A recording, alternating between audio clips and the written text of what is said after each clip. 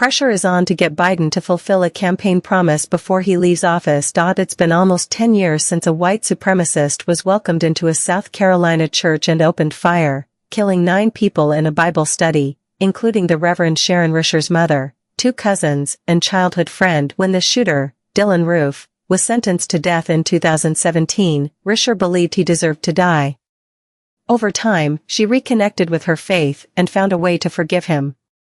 As she learned about the broader issues with the death penalty, like the racial disparities and the lack of evidence that it deters violent crime, Risher helped launch a campaign to save not only Roof's life but the lives of all the men on federal death row, including high-profile inmates like Jakar Tsarnaev, who was convicted in the Boston Marathon bombing, and Robert Bowers, the man sentenced to death for the 2018 mass shooting at the Tree of Life Synagogue in Pittsburgh. Risher, who serves on the board of Death Penalty Action, hand-delivered a letter to the White House in June urging President Joe Biden to commute their sentences, but received no response.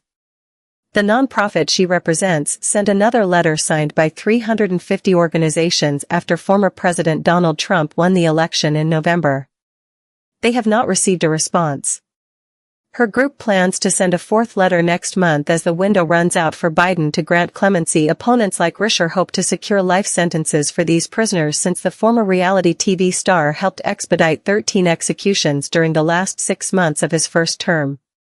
No federal executions have happened during Biden's presidency, which ends January 20, 2025. We're afraid that if Biden doesn't step in, that this will happen again, Risher said.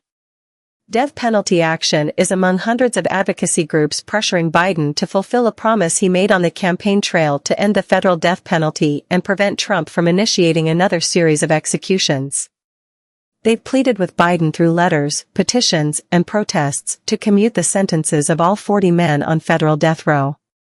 The last woman on federal death row was executed 8 days before Trump left office. There's precedent at the state and federal level for mass 11th-hour commutations, but given Biden's record on clemency, it's unclear if he'll take action.